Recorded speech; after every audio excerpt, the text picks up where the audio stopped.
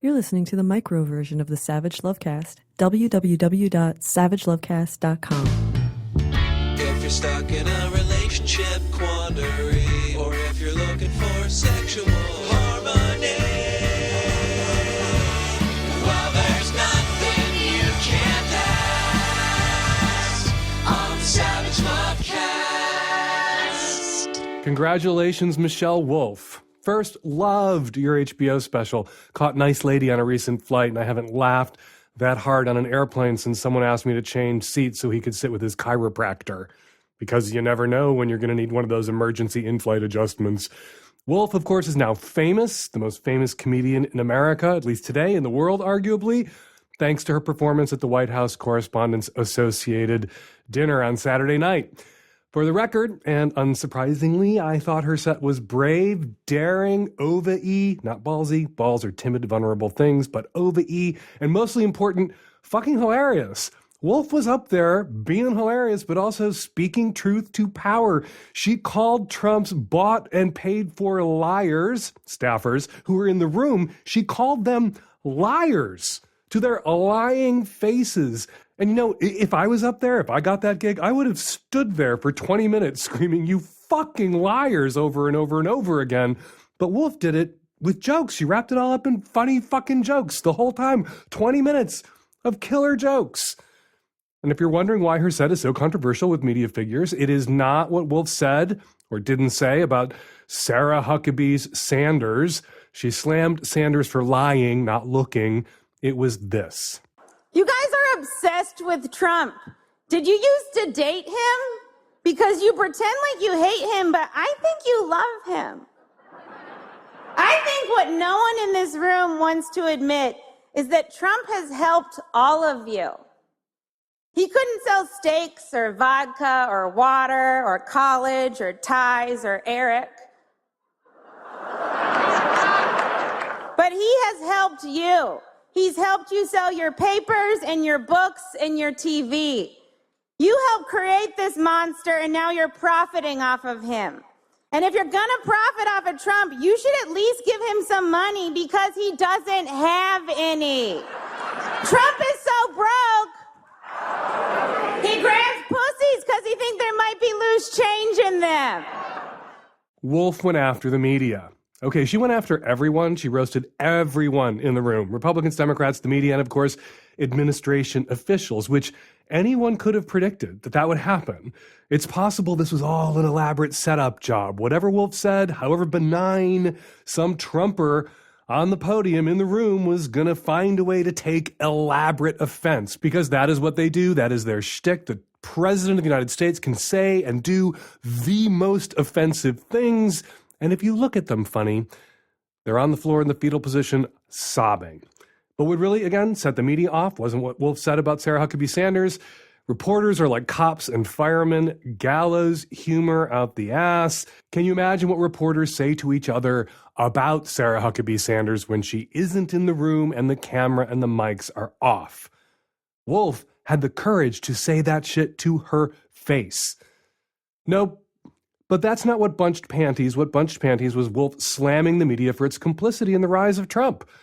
Trump was clearly a danger to our democracy during the election, but he was great ratings and good for the bottom line, which is why we saw so fucking much of him on TV, unedited live video feeds from his hate rallies. It's why we saw so much of him during the campaign, so much more than we saw of any of his rivals for the GOP nomination, and so much more than we saw of Hillary Clinton during the general election campaign. And Wolf called out the media and the way it continues to shove Trump down all of our throats and up all of our orifices. The head of CNN, Jeff Zucker, said it was a mistake to air unedited Trump rallies and recognized that it amounted to free political advertising, hundreds of millions of dollars worth during the primary and general election. But CNN continues to air Trump's little ego-boosting, get me to a red state, ill-douchey style rallies today. And, you know, returning to the whole somebody slammed somebody for their looks, if Wolf went after anyone for their looks, it was men. Mitch McConnell isn't here tonight. He had a prior engagement. He's finally getting his neck circumcised. Mazel. Paul Ryan also couldn't make it. Of course, he's already been circumcised. Unfortunately, while they were down there, they also took his balls. Yeah, bye, Paul. Great acting, though, in that video. Now, Republicans are easy to make fun of. You know, it's like shooting fish in a Chris Christie. Okay, 2 men for their looks, 1 man for his balllessness and uselessness. And speaking of Trump and Trump rallies, he had one on Saturday night during the White House Correspondents Association dinner, just like he did last year. And when he asked if there were any Hispanics in the room, there were loud, audible boos from the crowd. And Trump said nothing. So please, outraged right-wingers, tell me again that it was rude of Michelle Wolf to call Trump a racist and to lay into Sarah Huckabee Sanders and Kellyanne Conway for carrying water, for lying lies, for this racist motherfucker in the Oval Office. Oh, but that's not how the game is played. When Sarah Huckabee Sanders lies from the podium to the whole country or lies to an individual reporter one-on-one, a reporter is allowed to ask a follow-up question, seeking clarification. They can even ask the question if they're daring with an incredulous look on their face. They can blink out distress signals. But if Sanders answers that follow-up question with another lie, not clarification, more obfuscation in place of clarification, or pivots to an attack on the media itself, or to another lie, they're just supposed to take it. It's an abusive relationship, but the abused partner, it isn't the White House press corps or Sarah Huckabee Sanders. It is the public. It is the Republic. And they won't. The White House press corps, they won't call a liar to her face or his face because it's rude, it's not done. There are norms we have to preserve. They're really preserving access. While Trump and his crew merrily burn down every norm, every democratic institution, the media itself, we're all very carefully observing these norms that no one else is. Well, Michelle Wolf didn't have to preserve her access to this particular gig. No one ever does this gig twice. Or to the powerful people that she had the opportunity and seized the opportunity to tell the truth to on Saturday night. So Michelle Wolf was actually able to do what the media claims it does every day. She was up there working for us. Like Colbert in 2006, the media would have us believe that Michelle Wolf bombed. Colbert didn't then, Wolf didn't now. Everyone in that room did. To paraphrase something Oscar Wilde is reported to have said after being asked about the opening night of one of his plays, erroneously, he never said it, so filed this under alternative fact, fake news. But to paraphrase kind of Oscar Wilde, the White House Correspondents Association dinner this weekend, the comedian was a great success. The audience was a dismal failure. All right, coming up on today's show, what ends up on the cutting room floor for Hump, and on the Magnum subscription edition of the Savage Lovecast, go subscribe at savagelovecast.com. Twice as much show, no ads. I speak with a sociology professor in Australia about his work with male escorts. All that coming up. Today's episode is brought to you by Blue Apron. Blue Apron delivers all fresh, high-quality ingredients and recipes you need to create delicious home-cooked meals. Get your first 3 meals for free by going to blueapron.com/savage. #open. Love the players. Change the game. Get ready for a new inclusive approach to social networking and modern dating. #open welcomes you as you are. Define and redefine yourself in terms that work for you. Choose your own labels or choose no labels at all. Browse solo, with a partner, or both, all from the same phone. #open needs Savage Love listeners to test their app before they come out to the rest of the world. Test now at #open.com and earn community founder status for life. Let me be me, and you can be you at #open. This episode of the Savage Lovecast is brought to you by Everlane, luxury basic clothing and accessories made at ethical factories without those retail markups. For free shipping and to support the Lovecast, go to everlane.com/savage. I'm a bisexual female from California. I'm going to be traveling for an extended period of time because now I'm able to work remotely, and I'm planning to take advantage of that. I'm also a Kingster. I identify as switch, and I guess I'm just a little bit at a loss as to how to incorporate that in my travels. And what I mean by that is to find partners. Usually, in California, it's not very difficult for me to find someone that has those types of needs, but there's usually some back and forth period where you talk and, there's negotiations and all that stuff. And I guess I'm just trying to figure out if it's even possible to do while I'm on my travels. I have been in the scene for about 4 years now. It's almost a need that I have to have this type of engagement. So I guess I'm just at a loss as to how I could expedite the matter, given that I'm going to be traveling so soon with different people and meeting different folks. And I think it'll also be a great opportunity to meet people and have those types of relationships. But I guess I'm just having a difficult time navigating it. The internet is your buddy. Get on FetLife if you're opposite sexing it. If you're gay and you have this problem, get on Recon if you're looking for kinksters. And you know where you're going, you know where you'll be traveling to, and you can say hi to people in that city, the city that you'll be visiting. You can sidle up to people on, again, FetLife, which is kind of like a social network, not necessarily a personal site for people who are kinksters, very popular with opposite sex kinksters. And you can get to know them in advance of your arrival. And you can also, because sites like Recon and FetLife, people have friend networks, you can also check in with their friends. And basically, by checking with their friends, check their references. So this is an easily solved problem. You just have to do your due diligence, do your homework, do your legwork in advance of arriving in a new city where you might want to play. Hey, Dan. Married bi guy here in the Northeast. My wife and I have had some adventures over the years, mainly with other couples. We are married and professionals, and we have kids, and so we are very discreet about with whom we play and where and how. And we live in a small rural state, so we've always tried to be very cautious about making sure that we're not co-workers or related to the people that we meet. We've mostly met people on websites, and we've avoided the Craigslist and the clubs and whatnot. So the reason for my call is the question I have is, I had a couple on a swinger site that we are on who fit our bill and were relatively close in age and in interest, and had reached out and had an initial discussion. They were new to everything. So we talked and realized that we had some things in common, and we agreed to share photographs. We explained to them Dropbox and how all that worked. We also gave them our email address, and the person from the couple, one of the people from the couple, emailed to tell us they got the link about Dropbox, and her real name was in the email that we received. And it is somebody that I went to high school with and have maintained a friendship with ever since. I don't really know her husband that well, but I went to high school with her.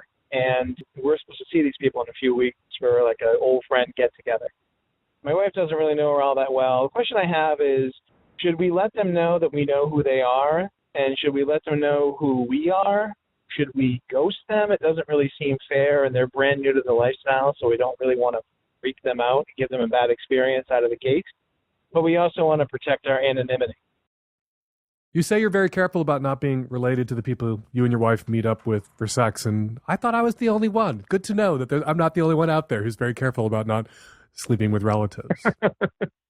Yeah, we try to avoid relatives, even friends and associates. So okay, so if that's a rule for you guys, no friends, no associates, no overlap, you could ghost on this couple, and that would be slightly dickish and might leave a bad taste in their mouths about the swinging scene, because ghosting's never kind, and people always wonder what it is that they did wrong, and they didn't do anything wrong except you guys went to high school together and you have ongoing social contact. Is that right?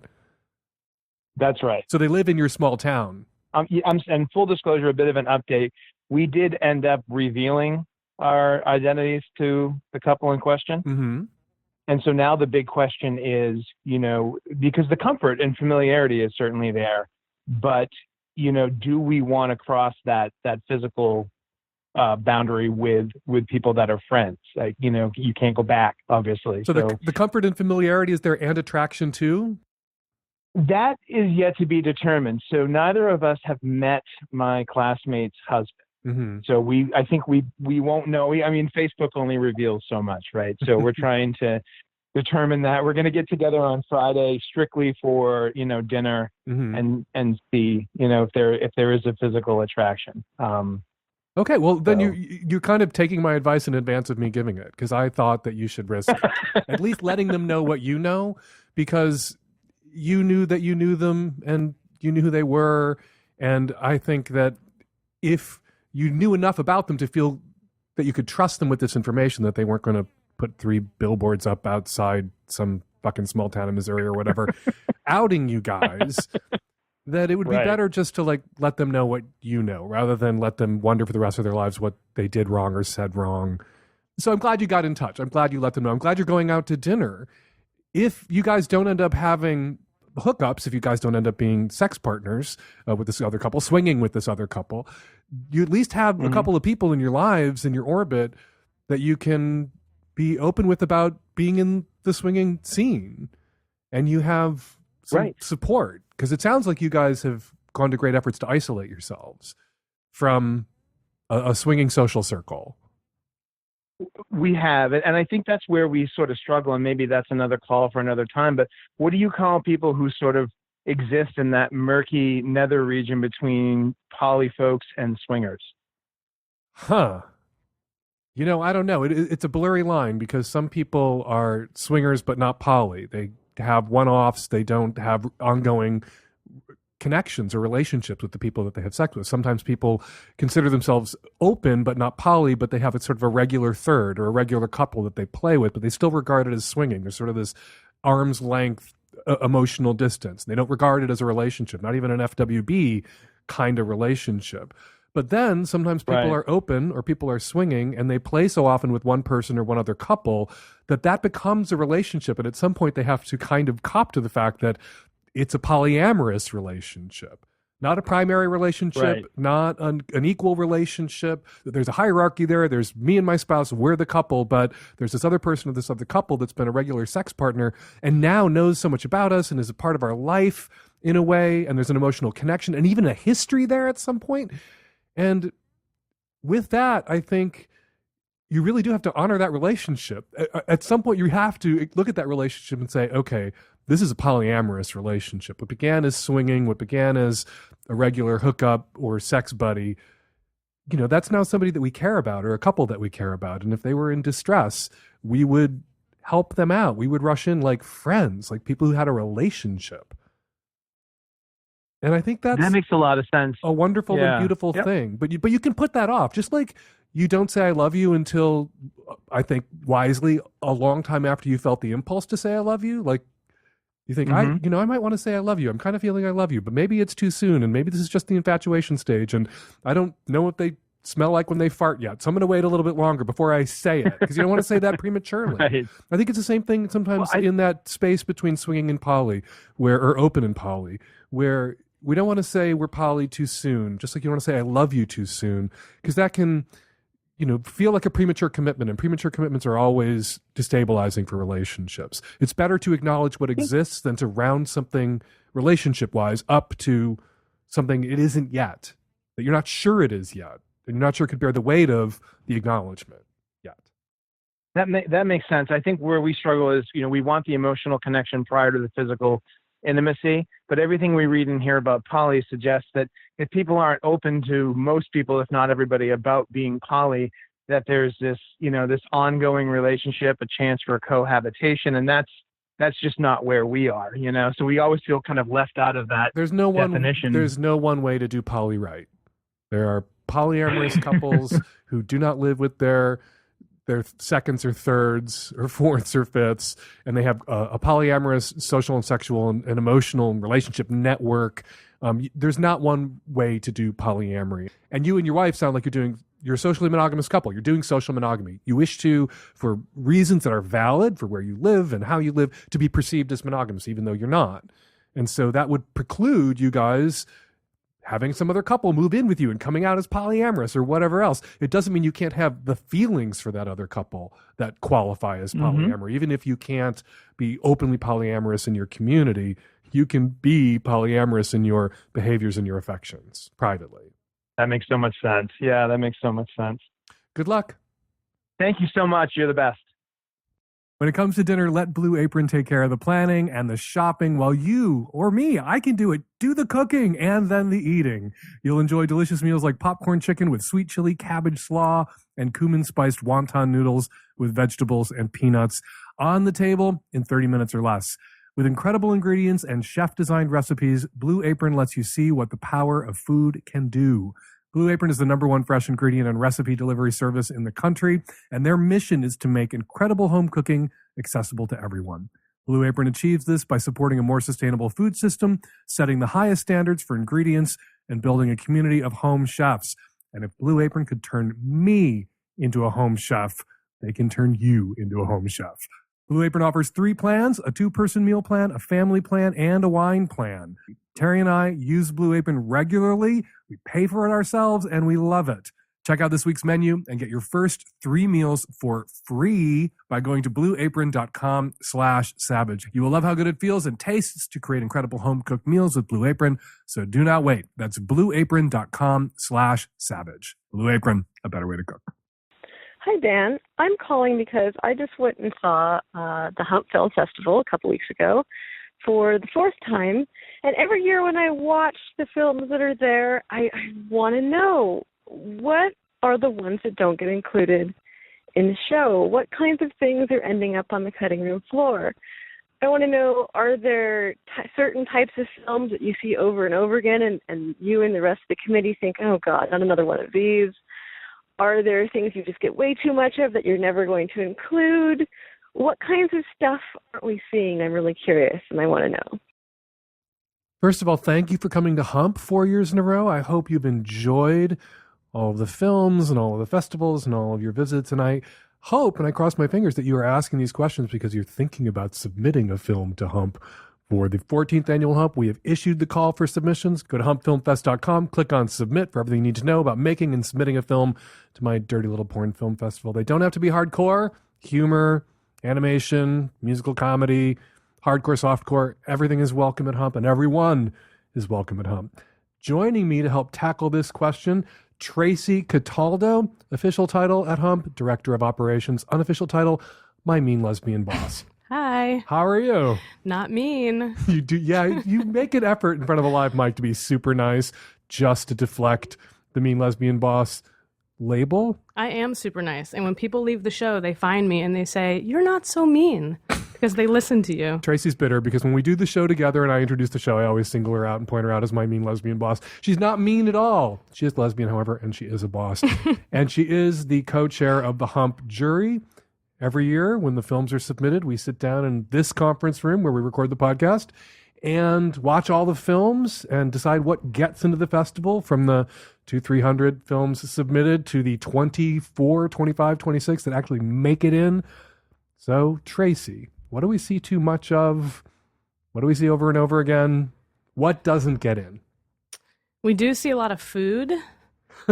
A lot of food. Sometimes we get multiple films with donuts when we never said anything about donuts for some reason. Yeah, every year we do, when we do the call for submissions, we encourage people to include a couple of props in their movies, little Easter eggs buried here and there for people to watch out for, so people know that they made these movies just for Hump audiences.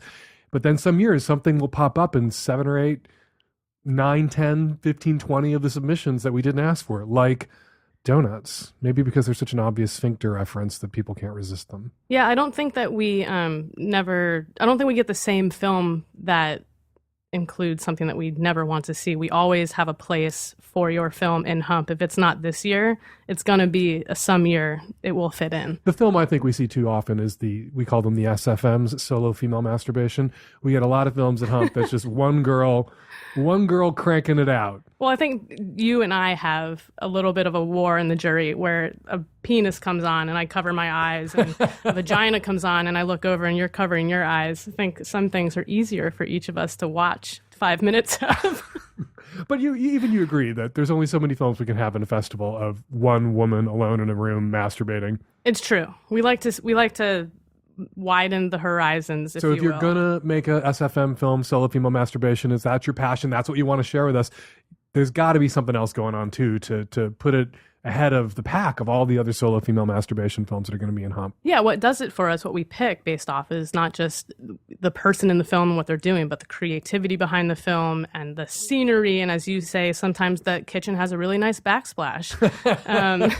Porn comes in all sorts of different forms. Right. And everyone's porn is different. But really what we look for is, to borrow a RuPaulism, creativity, uniqueness, nerve, and talent. Yeah, and we want to be surprised. We're going on 14 years. We think we've seen it all, but every year we sit in the jury room and there's stuff that we Somebody have not finds seen a yet. new way to butter toast. That's right. And we are all on the floor and excited to share that film with the Hump audiences. That's right. We always look for that one film that the audience is never going to forget their entire life. But what you should do is not try to figure out what we haven't seen before. You should figure out what it is about your sex life and the sex that you enjoy with your lover or lovers or friends, and how you can make a short, punchy, funny, human film about that, and really just share your passion. That's what we look for at Hump. People really being themselves. And sometimes that's porny, sometimes it's hardcore, softcore, sometimes it's humor, but just really being fully who you are erotically and sharing that. And the more unique it is, the better, the higher your odds of getting in the festival and having a good time. Yeah, and that's what sets Hump apart from every other porn company or porn film festival, if there are any other porn tubes out there, is that we focus on real people and real lives and real relationships. And I think the one thing I always like to say is don't be intimidated to make a Hump film. It's the iPhone quality these days. Shoot. Yeah, you don't need a professional film crew. Right. Stuff Sit gets around in. with your friends over happy hour, have some drinks, come up with an idea, make a film. And get your ass in Hump. HumpFilmFest.com, click submit. Any other advice for people thinking about it? Just send it. Just don't question it. Just send us the film. You'll be surprised what we like. And when's the deadline for submissions for the 14th annual Hump? September 14th, 2018. And Hump now tours 50, 60 cities?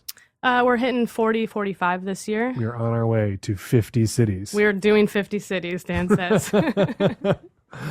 All right. Oh, and one last note about Hump. Every year we give away up to now $15,000 in cash prizes, including the $5,000 Best in Show Award.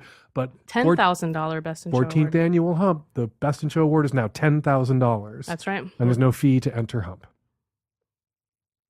Hashtag open, love the players, change the game. Get ready for a new inclusive approach to social networking and modern dating. Instead of limiting players to the traditional models of gender identity, orientation, and relationship style, Hashtag open welcomes you as you are. Define and redefine yourself in terms that work for you. Choose your own labels or choose none at all. Browse solo or browse with a partner or both, all from the same phone. Swipe or search. Players use hashtags to communicate their preferences and boundaries. Hashtag open needs you Savage Lovecast listeners to test their app before they come out to the rest of the world. Test now. You are personally invited to go test now at hashtagopen.com. That's all spelled out, not the symbol hashtag, HASHTAGOPEN.com, hashtagopen.com.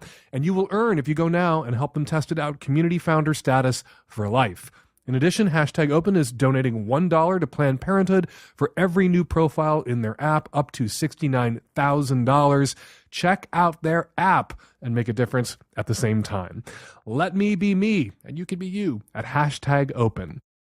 Hey, Dan. I'm a 27-year-old, pretty straight girl. I'm in a long-term relationship with a guy. We've been together for 3 years now. And it's great. Love him. For the first year and a half of our relationship, we had really wonderful sex all the time, almost every day.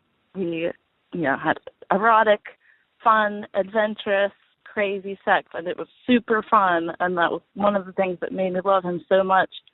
But he was also an alcoholic, and the reason we were having all this crazy sex all night long was because he was drunk. And he's gotten that under control, and he's not drinking anymore. And our lives are generally better. He's much happier. His moods are much more level. He's not on this roller coaster of being drunk and then hungover and then drunk again. And I'm so proud of him for taking care of himself, getting over that. It's a really hard thing to do, and I'm so happy. But I really miss the sex. now when we have sex much less frequently, and when we do, it's like for 10 minutes, and it's just not as wild as it used to be, and then he's done, and he just doesn't have the energy or the stamina to keep going like that. And I don't know what I'm supposed to do. I want that back. I really miss it, but I also, don't want him to compromise his accomplishment in getting his alcoholism under control. The reason you were having all that great, adventurous, crazy, erotic sex wasn't because he was drunk necessarily. It's because drinking effectively disinhibited him. Drinking him made him unself-conscious in the moment, and he could do crazy, erotic, adventurous sex when he was benefiting from the disinhibiting effects of alcohol. You're not a drunk. You don't drink. You were capable of having all that crazy, erotic, adventurous, banana sex sober. And so it's really on you right now to help him get back to that disinhibited place by modeling it for him, by showing him how that is possible. So sounds to me like when you guys were fucking, when he was drinking, that he was the aggressor and he was the instigator and the initiator. And at least for now, to help lead him back to a place where you can have crazy, uninhibited, erotic, adventurous sex again, you're going to have to be the instigator. You're going to have to initiate. The sex is going to go on longer than 10 minutes if you insist, if you draw it out, if you lead. And I think you have to have a conversation with him where you say, we used to have sex like this when you were drunk, and now you're not drunk, and I want you to not be drunk and keep not drinking, and you're happier and healthier, and our relationship is better, but I want to get back to that kind of sex. And we can have that kind of sex without alcohol, without hangovers, without substance abuse. We're just going to have to make an effort. It's going to have to be a conscious choice that we will make together to be crazy, to be adventurous, to be erotic, and not just rely on the alcohol to do that work for us anymore, because the alcohol isn't doing that work for us anymore, and it's never going to do that work for us again. So we're going to have to do it. Yeah, this isn't about energy or stamina. This is about the ability of booze to just shut down that part of our brain that doesn't allow us to really let go sexually. Some people have inhibitions. Some people have hang-ups. Some people have religious bullshit rattling around in their heads, a voice in their heads that only drugs or alcohol can silence. That only drugs or alcohol, they believe only drugs or alcohol can turn that switch off, shut that voice up, and only then are they free to be who they are sexually and uninhibited and crazy and erotic and adventurous. And that's a lie that alcohol tells us. That's a lie that drugs tell us. We can consciously shut that voice up. We can consciously flip that switch, but it requires effort and it requires practice. For many people, booze, drugs, even pot, which I do sometimes recommend to people with inhibition issues, that's a shortcut. Now you're going to have to take the long way, and you'll get better at it over time. But you're going to have to lead. You're going to have to initiate. You're going to have to be the aggressor, at least for now, while you bridge this gap between how it worked for him when he was drunk, how it works from now, and how it can work for him in the future. Devoted listeners of the Savage Lovecast know by now that neither Nancy nor I like shopping for clothes. I think it's pretty much the worst activity ever. But Everlane takes the pain away and makes it easy to get really high quality clothes without gasping in horror at the price tag or having to walk into a store. Everlane only makes premium essentials using the finest materials without traditional markups, and they tell you their real costs, so you know you're never overpaying. Everlane wants you to know what you're paying for and why. They're radically transparent about every step of their process, from the materials they use to the ethical factories they work with. Because Everlane sells directly to you, their prices are 30 to 50% lower than traditional retailer. Everlane's clothes look better, cost less, and last longer. Essentials like their Cotton Crew t-shirt are exactly what they should be: simple, stylish, and made from quality materials. My husband looks superhuman in their 100% human tee, and Nancy claims to feel very comfortable in her cashmere crop v-neck. Everlane's timeless essentials are just what you're looking for. No frills, just quality. And right now, you can get free shipping on your first order when you go to everlane.com/savage. That's everlane.com/savage. everlane.com/savage. Hi, Dan. I'm a 21-year-old female that lives on the East Coast. I work at this job, and I've been having an affair with my boss for the past year and a half. I graduate college next month, and I don't really know what to do because I have immense feelings for this guy, except for the fact that, like, he's married and she's pregnant and she's going to be due next week while he's on vacation or the week after. And I've tried to end it several times with him, but for some reason my attraction to him just kept it going. Every time that I see him, it gets worse. And I thought about quitting, but right now I'm not in a financially or mentally stable position to quit my job and look for a new one, especially not with finishing up college. And I know, like, the judgment, because I've been thinking about it all the time. I think about it all the time, every day when I'm at work, at school. I think about the awful things that I've done, and I really wish that I hadn't done that. And it just makes it worse because when I'm around him, I just want to be near him more. I want to talk to him. I want to text him. I want to Snapchat him. And I'm not really sure what to do. And he keeps it going. I wish that, like, I didn't feel as guilty.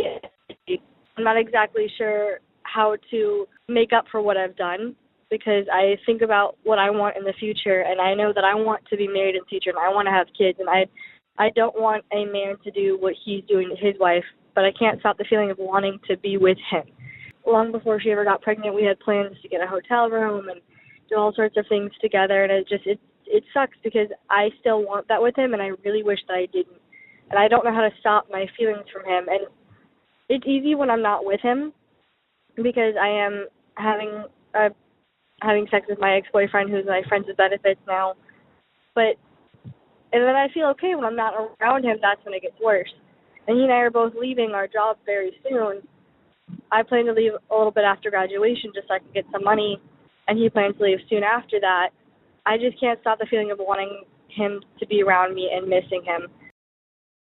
You're only planning to have this job for another month, and the income that you're going to rake in the next month is so crucial to your future and your survival that you can't quit this job right fucking now.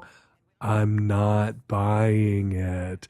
Quit your fucking job right now. If you have the kind of relationship with mom or dad or dads or moms where you can be open with them about your sex life and your romantic life and your failings and shortcomings, you might want to say to mom and dad, I'm working in this place for another month, but I need to quit my job and the financial hit's going to be a problem for me moving. Can you guys cover it? Because I really need to quit my job. It is in my best interests, in the best interests of someone else at my place of employment, that person's wife and that couple's unborn child. And a decent, loving, sex-positive parent would write you a check or Venmo you some money or however it's done now. You say, how do I make up for what I've done? But that's kind of a cover. Like, sometimes people say, oh, I can't possibly make up for what I've already done, so I'm just going to keep doing what I've been doing because there's no way to make up for what I've done. It's the in for a sin penny, in for a sin pound kind of rationalization that people make when they know they're doing something shitty. They know they should stop, but they figure, the pile of shitty shit that I've already shat is so enormous. What difference will one more turd make? And so you go fuck the dude again. You know what you need to do. You say that when you aren't with him, you don't miss him. And you have another sex partner, your former boyfriend, your friend with benefits. And when you're with him, you're not aching and pining for this guy who's cheating on his wife, who is pregnant and about to have a baby. Who is he, Donald fucking Trump? That's who you're dating, Donald fucking Trump? You don't miss him when you're with somebody else. So go be with somebody else's. There are 3.5 billion other men on the planet. Don't make that mistake where you think, I'm so into this guy. The sexual attraction and sexual connection is so powerful that I can't let this go because I will never have this again. That is also a rationalization and a lie that people tell themselves when they're doing something or someone that they know they shouldn't be doing, that they're hurting someone else by doing, or they're hurting themselves by doing. Stop making rationalizations. Stop making excuses. Quit your fucking job already. You're only talking about a month's worth of income. Go collect some bottles by the side of the road and turn them into the grocery store. Figure out a way to make that money elsewhere, or ask mom and dad to cover you. And if you don't want to tell the truth to mom and dad, you always have the option of quitting your job, telling mom and dad you got fired for some bullshit reason, and asking for the money. Hey, Dan, my fiance and I have become aware of a situation between our 4 friends, one hetero married couple and another unmarried hetero couple. The 2 guys that I'll just refer to as boyfriend and husband, since one is married and the other one isn't, are best friends and have been for a really long time. So they go out drinking. They head back to boyfriend's apartment, and they're like talking about their respective relationships, troubles they're having, and they're having this intimate moment of vulnerability, drunk as skunks, talking about how they both felt like attractions to men, but haven't acted on it.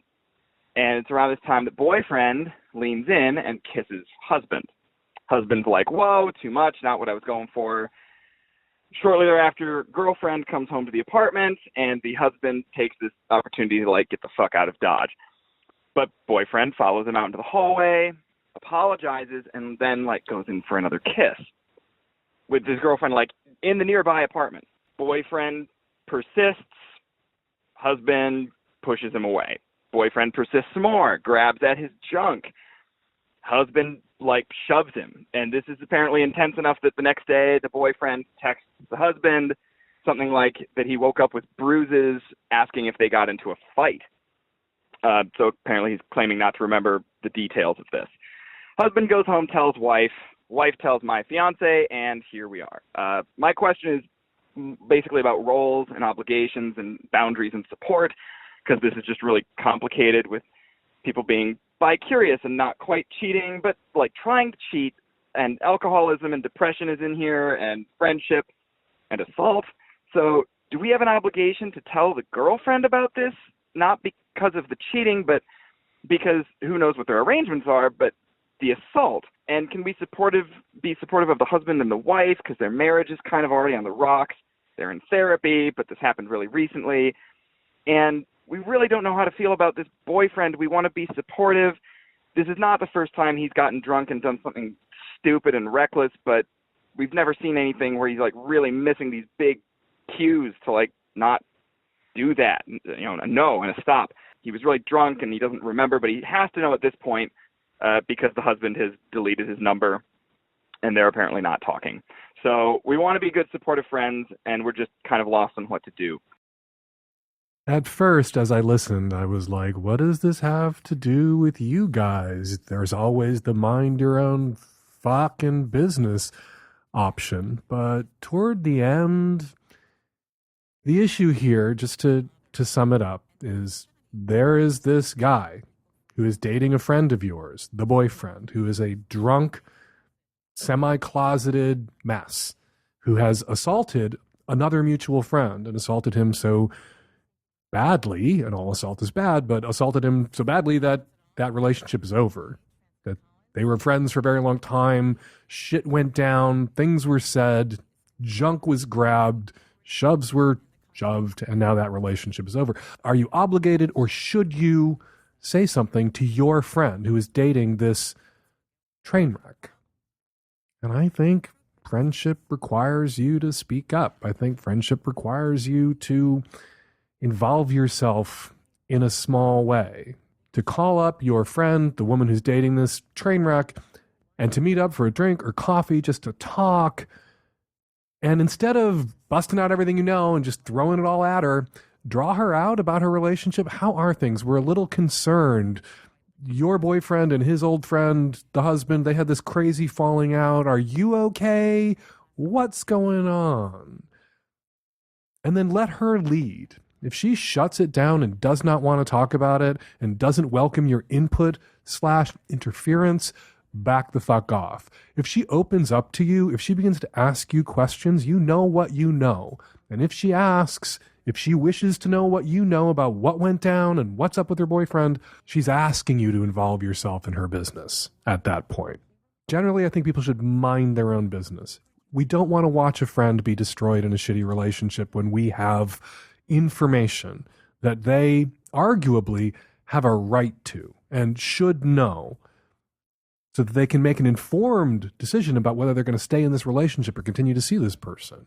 If it turned out her boyfriend was a bank robber or a Russian hacker or a Trump voter, you should probably tell her that her boyfriend has a drinking problem and a junk grabbing problem and an assault problem and a lunging, shoving problem with somebody else. He might have all of those problems with her too, and she might need someone to say to her, hey, what's up?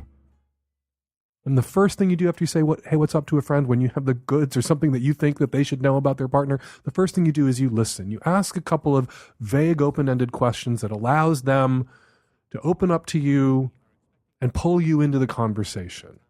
You need them really to say, acknowledge implicitly or explicitly, this is my business, but I'm asking you to involve yourself in it. Hi, I'm a 38-year-old cis white male living in the Midwest. Been married for 5 years, been with my wife for 9. And my problem is my wife wants an open marriage, and she's been talking about it. She's been honest. And she finally went out and was with her first other guy, and it freaked me the hell out. And I can't blame her. And my question is, how do I deal with this horrible anxiety? She has been honest and forthright in the run up to this process, and unfortunately I've been in denial. She's offered to help get me a girlfriend. I initially turned that down. I think my big problem is she was off with her friend, and I had no one to vent with, and I spiraled into negativity. I didn't do anything horrible, but it freaked me out in my own head. I need some help accepting this new life because she has told me point blank, it's open marriage or divorce. And I love this woman. So I got the timeline correct. Your wife announces it's poly or it's over and then runs off for a weekend with some other guy before you had really any time to process that. That is not okay. That is not how you do. Sometimes people have to do the ultimatum. Sometimes people have to say, look, I can only stay in this marriage or this relationship if it's an open one. I'm sorry. People will then agree to be poly or open under duress. And that is, in a small way, coercive.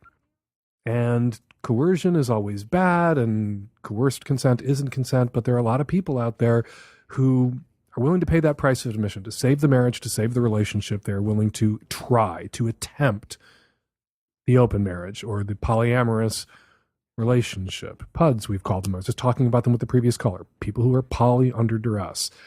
People who are poly under duress and remain poly under duress, if they stay PUDs for long, that usually means the marriage or the relationship is over. There's a lot of people who are in successful, happy, polyamorous relationships where nobody's a PUD anymore because polyamory ended up working, not just for the person who asked for it, but for the person who acquiesced to it. You say you don't have anyone to talk to. That's a problem. You definitely need someone to talk to if you're in this situation besides the person who issued you the ultimatum. You guys need a couples counselor. I would encourage you to go to asect.org, AASECT.org, the American Association of Sexuality Educators, Counselors, and Therapists. Find a sex-positive, kink-positive, poly-positive couples counselor in your area that you two can go to, and somebody can referee this moment, this transition in your relationship and in your marriage. You should also reach out online on anonymous forums or to anyone you know. If you know someone who has an open relationship, reach out to that person and tell them the situation that you're in and ask them, as awkward as it might be to ask or to be asked, if you can just sit with them and talk about how their open relationship works. The person, however, most responsible for helping you adjust to, quote unquote, as you described it, your new life is your wife. She needs to be very considerate at this moment of your feelings. She needs to behave right now as unselfishly as possible. If what she wants is for the marriage to survive the transition to openness or polyamory when she is imposing that on you, that means baby fucking steps. And I'm sorry, leaving you alone for a weekend right after announcing to you that it was open or it was over, is not considerate. It is selfish. Selfish AF, as the kids might say, until they hear me saying it, at which point they probably stop saying it. Selfish as fuck. She can't do that. You know, in her head, she had already made the transition. There's probably a long time in between realizing she was going to have to issue that ultimatum and the issuing of the ultimatum. And during that time, during the gap between the gotta say this and having said it, she really began to conceive of herself and your marriage in a very different way. You haven't had the opportunity to reconceive of your marriage. You're doing that now. She needs to back the fuck up and join you where you're at now and walk with you slowly to where she'd like to be and where she'd like you to be if she's interested in the marriage surviving. Just something you two need to process, not with a faggot with a podcast, although I like to think I'm helpful around the edges and margins, but with a couples counselor that you can visit again and again and again and really unpack what she wants, what you need to feel comfortable with what she wants, and how you guys get to this new place together where you're both poly, but neither of you is a pud. Hi, Dan. I'm calling in response to episode number 600. The girl whose boyfriend wouldn't go down on her because he was scared or didn't like it or something like that. I was that guy. I can tell you I hadn't done it, or I tried once or twice and didn't think I was good at it. And I think because of that, I didn't like it. Then a girlfriend had a book about it by her bed, and I picked it up and started reading it one night. And that got me really into trying things that were in the book. And it was great bedside reading. It would make me read something, and I would want to try it on her. And now I'm really into giving oral, and it's great. So pick up a book, read it. Hi, Dan. This is a response to episode 600. There was the lady from the sauna, but in your responding to her, you mentioned that there were a particular cab that you got into that would give you a boner. Well, anecdotally, my husband and all of his school friends, there were a chair in their school assembly that they were required to sit in for assembly every morning, and it would give the whole lot of them boners. And I think perhaps what you were feeling was not a neurological connection that had been made, but actually there were just a particular shapes of chairs that have that effect on some men.